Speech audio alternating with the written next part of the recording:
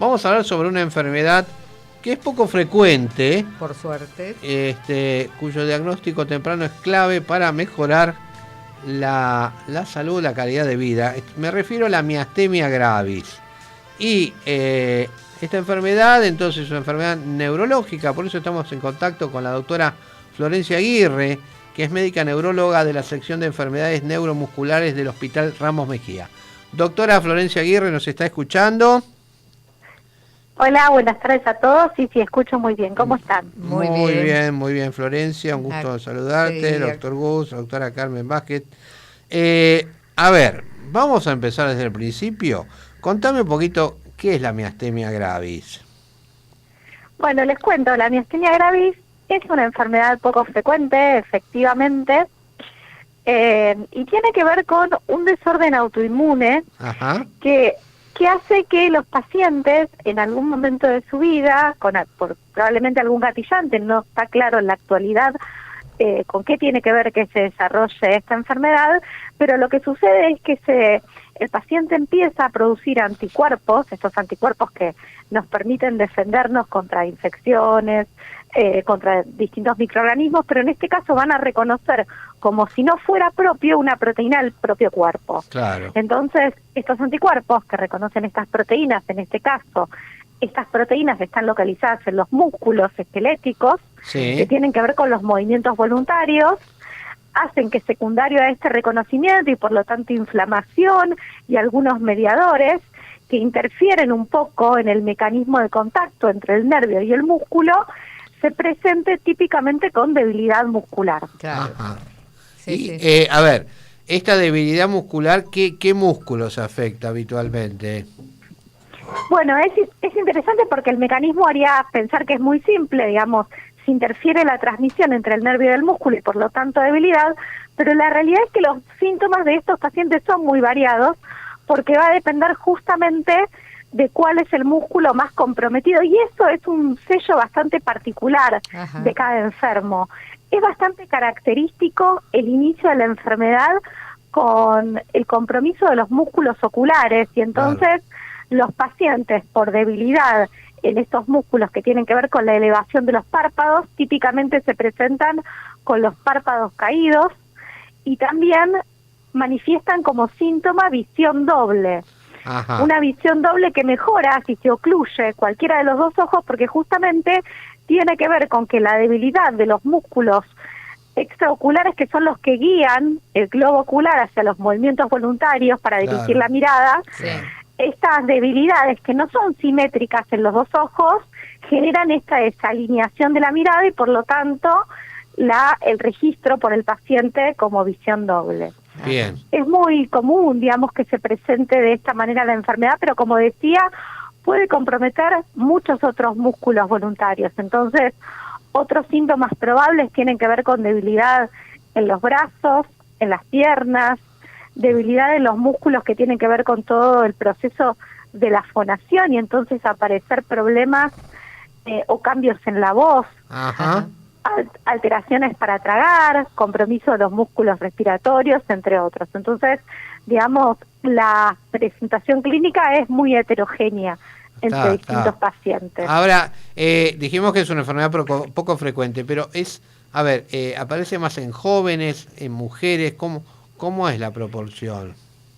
Bueno, las enfermedades autoinmunes en general tienen la regla de ser enfermedades de mujeres jóvenes, ¿no? Ajá. Eso en la generalidad de las enfermedades que tienen esta naturaleza. En el caso de la miastenia gravis hay dos picos epidemiológicos bien claros. Uno tiene que ver justamente con pacientes que debutan antes de los 50 años, es lo que se llama miastenia gravis de inicio temprano, donde en general se comprometen más las mujeres sobre los hombres, pero hay en esta enfermedad un segundo pico de incidencia cada vez más reconocido, más diagnosticado y con una incidencia en aumento que tiene que ver con las personas mayores a 50 años, es lo que se llama miastenia gravis de inicio tardío, y este pico característicamente compromete más hombres que mujeres. Ah, correcto. Eso aparece en personas digamos, de más de 40, 50 años. Más de 50 años. Más de 50, sí. Más de 50 Sí, años. sí. ¿Y esto cómo progresa? Es decir, esto se queda porque yo me estoy haciendo la idea, por ejemplo, del ELA, ¿no? Donde Sí. hay, Sí. donde progresivamente los músculos se van debilitando. ¿Esto frena en algún momento o sigue avanzando? Bueno, es una enfermedad que si bien muchas veces puede generar alguna duda diagnóstica, porque son enfermedades que comprometen el sistema nervioso periférico y algún síntoma pueden compartir en común, la realidad es que esta naturaleza autoinmune de la miastenia gravis, que es bien diferente de la esclerosis lateral amiotrófica o ELA, que es una enfermedad degenerativa, hace Claro. que justamente este punto que ustedes están marcando, que tiene que ver con la progresión clínica, es bien distinto. Ajá. Porque efectivamente las enfermedades neurodegenerativas tienen un curso progresivo, mientras que las enfermedades autoinmunes, como la miastenia gravis, tiene un curso más errático, Ajá. más impredecible, donde Bien. por momentos la enfermedad puede empeorar, pero también es cierto que en el tiempo la enfermedad puede tener remisiones que tienen muchas veces que ver con el tratamiento que les ofrecemos a estos pacientes, pero también muchas veces son espontáneas. Entonces, justamente a diferencia de otras enfermedades como la ELA, predecir el curso clínico que va a tener un paciente con miastenia gravis no es tan sencillo, y eso también es muy heterogéneo entre distintos pacientes. Hay pacientes que tienen un curso muy benigno, con síntomas muy localizados,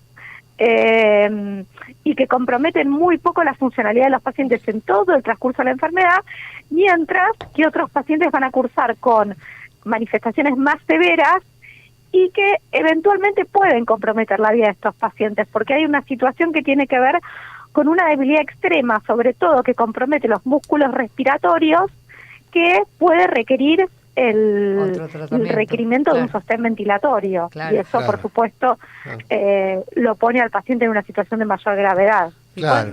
Doctora, ¿y cuánta gente puede haber que no esté diagnosticada? Bueno, ese es un punto muy importante, porque efectivamente se hace más foco cada vez en la demora diagnóstica Claro. que hay con esta enfermedad. En nuestro país la demora diagnóstica promedio es de 1 año desde que el paciente empieza con la sintomatología. Claro. Y eso hace que estos pacientes muchas veces lleguen a distintos profesionales con distintos síntomas, no necesariamente el neurólogo, porque como decía, muchas Claro. veces el punto inicial puede ser un oftalmólogo, por ejemplo, Claro, un otorrino, por Sí. ejemplo, si el paciente tiene alteraciones en la voz. En algunos casos estos pacientes son evaluados por profesionales de la salud mental, y todas esas consultas muchas veces van generando esta demora diagnóstica. Hay una característica muy típica que tiene la miastenia gravis que, digamos, colabora con esta incertidumbre y este distinto recorrido por distintos profesionales, que tiene que ver con la fluctuación de la enfermedad. Claro. Los síntomas de los pacientes no son siempre igual, los días de los pacientes también son distintos. Entonces, hay veces que los pacientes tienen síntomas que los comprometen y les impiden hacer muchas funciones, y hay otros días que están mucho mejor, y esto muchas veces desconcierta a Claro. los propios familiares y también a los profesionales. Por eso digo que a veces estos pacientes son abordados por profesionales diferentes a neurólogos. Hasta que se llegue al diagnóstico. Claro. Exacto. Y al desaparecer los síntomas por algunos días, tampoco pensarán que es algo importante, ¿no? Exactamente. Esa historia, cuando uno la escucha en el consultorio, es muy típica. Por ahí, hace 6 meses tuvo una semana donde tuvo visión doble, no llegó a consultar, y 3 meses después aparece un cambio intermitente en la voz, hasta que de repente los síntomas son más floridos, y recién ahí el paciente acude a la consulta. Bien. Tal cual. Bueno, y doctora, yendo un poquito a qué podemos hacer con estos pacientes. ¿Tenemos algún tratamiento? Supongo que no habrá tratamientos curativos, pero algo para mejorar la calidad de vida. ¿Qué hacemos con estos pacientes, doctora? Bueno, exactamente, no hay un tratamiento curativo en la actualidad. Es una enfermedad crónica, la miastenia gravis, pero sí tiene tratamiento. Hay distintos tratamientos que hoy sabemos mejoran marcadamente la calidad de vida de los pacientes, que tienen que ver justamente con el redireccionamiento de estas defensas erróneas Claro. que ocurren en pacientes con miastenia gravis. Entonces, tenemos desde tratamientos más convencionales que tienen que ver con la inmunosupresión, Ajá. hasta en la actualidad, y ahí está como, digamos, una nueva era en el tratamiento de la miastenia gravis, porque cada vez empieza a haber más tratamientos aprobados para esta enfermedad que tienen que ver con bloqueo de mecanismos autoinmunes más puntuales presentes en este mecanismo autoinmune asociado a la miastenia gravis, que lo que favorece, digamos, la preservación de otras funciones muy importantes del sistema inmune, porque el problema de la inmunosupresión no específica convencional tiene que ver justamente con los efectos adversos de estos tratamientos, pero la posibilidad de abarcar más dirigidamente con un tratamiento más específico, bueno, la verdad es que abre un nuevo horizonte en el tratamiento de estos pacientes. Bien. ¿Y hay alguna influencia genética? En realidad se hereda el riesgo de autoinmunidad. Es muy frecuente que en el mismo paciente o en familiares del paciente haya otras enfermedades autoinmunes. Por ahí no necesariamente miastenia gravis, pero por ahí en estas familias encontramos un paciente con enfermedad celíaca, un paciente con hipotiroidismo autoinmune o con una enfermedad reumatológica, que todas tienen esta naturaleza autoinmune, porque sí hay como una susceptibilidad heredada a estos desórdenes autoinmunes. Importante también. ¿Y tenemos, no sé, algún gold standard para hacer el diagnóstico de certeza o es solamente clínico? La clínica ayuda mucho porque en realidad sí, vamos a pedir estudios que van a confirmar la enfermedad, pero tenemos que saber que a veces, en ocasiones, estos estudios pueden ser normales y esto no descarta la enfermedad. Entonces la clínica es fundamental. Pero sí, estos anticuerpos que son justamente los que producen este daño, son dosables, entonces uno puede realizar por laboratorio la detección de estos anticuerpos.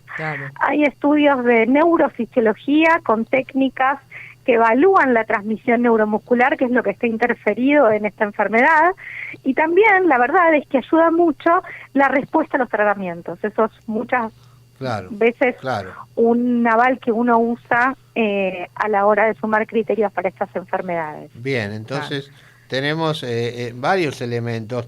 El tema, ¿no? Como siempre, hay que pensar, ¿no? En la miastemia. Exacto. Porque ahí está el punto. Porque la verdad es que en Argentina contamos con los exámenes complementarios para poder identificar esta enfermedad, pero no son estudios de rutina, o sea, uno los va a solicitar en la medida que sospeche justamente esta enfermedad. Claro, ahí está el tema, ¿no? Eso es, como siempre, es un llamado de atención a los colegas. Era lo que tal cual, era lo que te iba a decir. Hay que pensar, en el caso de las distintas especialidades, que una de las posibilidades de este paciente es que tenga miastemia. Y bueno, si uno no está capacitado, bueno, hay que derivarlo al neurólogo, ¿no? Esto es muy simple, como hacemos todos los que tenemos una especialidad y nos aparece un paciente con un síntoma que no es lo nuestro. Claro, pero que aparenta neurológicamente. En este caso aparenta neurológico, o sospechamos que puede ser, y bueno, pedimos la interconsulta, como debemos hacer siempre. Hacer equipo es fundamental porque nos pasa muchas veces, como es una enfermedad rara, y la verdad es que por ahí el neurólogo general no está tan acostumbrado a ver estos pacientes. Por ahí tenemos pacientes que viven lejos de Buenos Aires, por ejemplo, y digamos, cuando uno hace el diagnóstico, tener la referencia al neurólogo local y poder estar en contacto para el seguimiento conjunto muchas veces de estos pacientes es fundamental. Entonces esto de hacer equipo entre las distintas disciplinas o dentro de una misma disciplina es fundamental para el cuidado del paciente, sin duda. ¿Tenemos entonces el Ramos Mejía como un centro de referencia para esta enfermedad? Sí, efectivamente. En el Hospital Ramos Mejía tenemos mucha experiencia desde hace muchos años en el manejo de enfermedades neuromusculares y de miastenia gravis puntualmente, y sí, recibimos a diario gran cantidad de pacientes con esta enfermedad. Bien.